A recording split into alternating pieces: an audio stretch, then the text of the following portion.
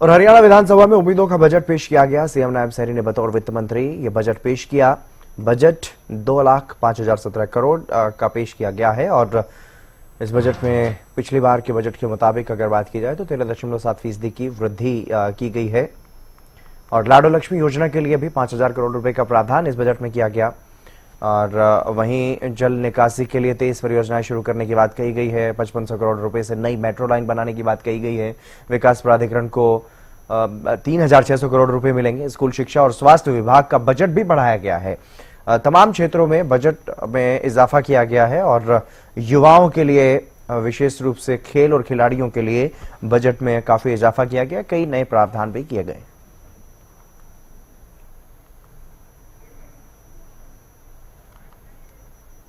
अध्यक्ष महोदय, अब मैं 2025-26 के लिए कुल 2,05,017.29 करोड़ रुपए का बजट प्रस्ताव करता हूं, जो वर्ष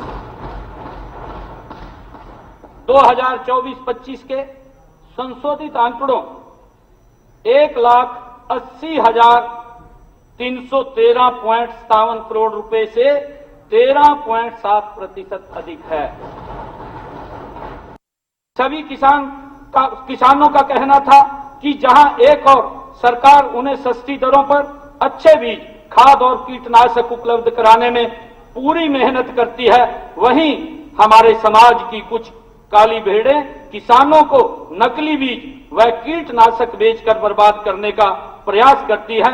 किसानों को इनके चंगुल से बचाने के लिए सदन के इसी सत्र में हम एक बिल लेकर आएंगे। मेरा सभी माननीय सदस्यों से अनुरोध है कि जिस प्रकार आपने पिछले सत्र में हरियाणा कृषि भूमि लीज बिल को सर्वसम्मति से पारित किया था, उसी प्रकार आप इस बिल को भी सर्वसम्मति से पारित करें। मुझे बताया गया है कि वर्तमान में जो कृषक उत्पादक संगठन एफपीओ एक कंपनी के रूप में पंजीकृत है, उन्हें तो सरकारी योजनाओं का लाभ मिलता है, परंतु जो कृषक उत्पादक संगठन एक सहकारी समिति के रूप में पंजीकृत है, वे इन योजनाओं के लाभ से वंचित रह जाते हैं। इस अंतर को समाप्त करने के लिए हम शीघ्र ही एक नई बागवानी नीति लाएंगे, जिसके तहत मूल्य संवर्धन, भंडारण, प्रौद्योगिकी, मार्केटिंग, प्राकृतिक व जैविक बागवानी को दोनों प्रकार के एफपीओ के माध्यम से प्रोत्साहन दिया जाएगा।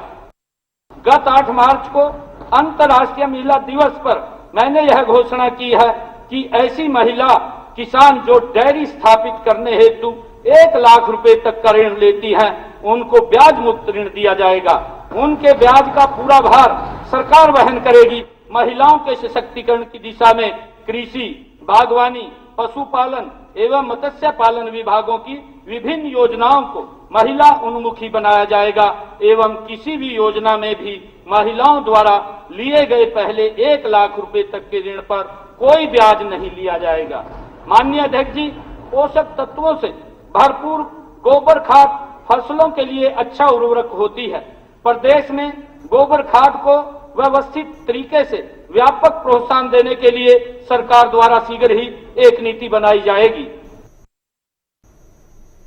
पिछले 10 वर्षों में हरियाणा सरकार ने ई गवर्नेंस पर काफी बल दिया है। इसके चलते आज अनेक विभागों के पास नागरिक सेवाओं से संबंधित विशाल मात्रा में डेटा उपलब्ध है।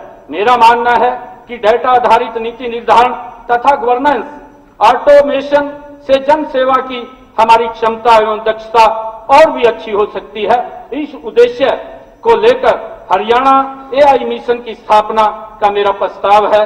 हर्ष की बात है कि विश्व बैंक ने इसके लिए 474 करोड़ रुपए का सहयोग करने का आरंभिक आश्वासन हमें दिया है।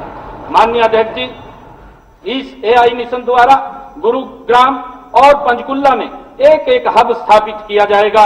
हम इन द्वारा हरियाणा के 50,000 से अधिक युवाओं और पेशेवरों को अत्याधुनिक तकनीकों में प्रशिक्षित कर पाएंगे, जिससे वे नई नौकरियों और अवसरों के लिए तैयार हो सकेंगे। प्रदेश के स्वर्णिम भविष्य के लिए अनिवार्य है कि हम हमारे युवाओं को और आने वाली पीढ़ी को नशे के जाल में फंसाने से बचा पाएं। इसके लिए मेरा संकल्प है।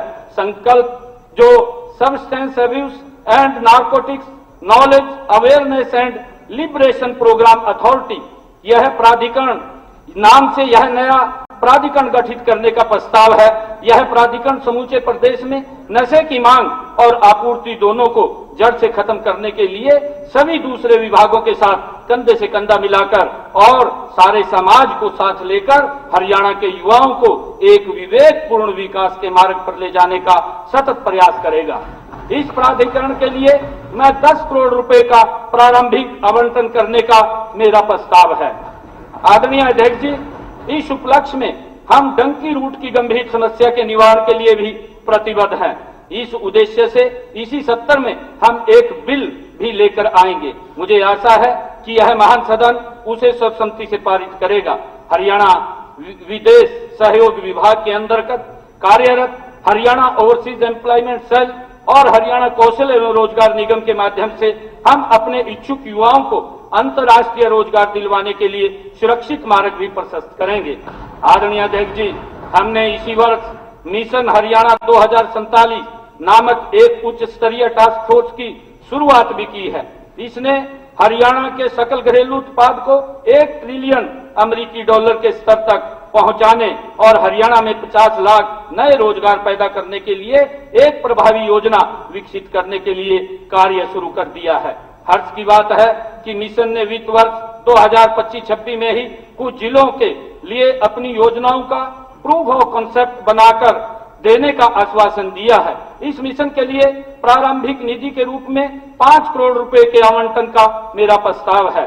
2014-15 में हरियाणा का सकल घरेलू उत्पाद अर्थात जीडीपी 4,37,145 करोड़ रुपए थी, जबकि इसकी तुलना में वर्ष 2024-25 में हरियाणा की अनुमानित जीडीपी 12,13,951 करोड़ रुपए है। इसी प्रकार वर्ष 2014-15 में हरियाणा की प्रति व्यक्ति आय 1,47,382 रुपए थी, जबकि इसकी तुलना में वर्ष 2024-25 में हरियाणा की अनुमानित प्रति व्यक्ति आय 3,53,182 रुपए है।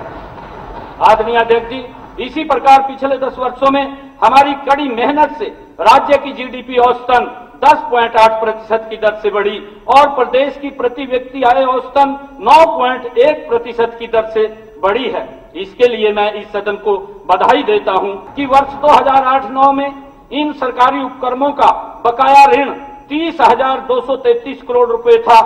आंकड़े गवाह हैं कि जहां एक और 2008-9 से लेकर 2014-15 के बीच के 6 वर्षों में सरकारी उपक्रमों का बकाया ऋण 30,233 करोड़ रुपए से बढ़कर 69,922 करोड़ रुपए हो गया था, वहीं 2014-15 से लेकर 2023-24 के बीच की 9 वर्षों की अवधि में सरकारी उपक्रमों का बकाया ऋण बढ़ने की बजाय 1,627 करोड़ रुपए आदरणीय अध्यक्ष जी कम हुआ है।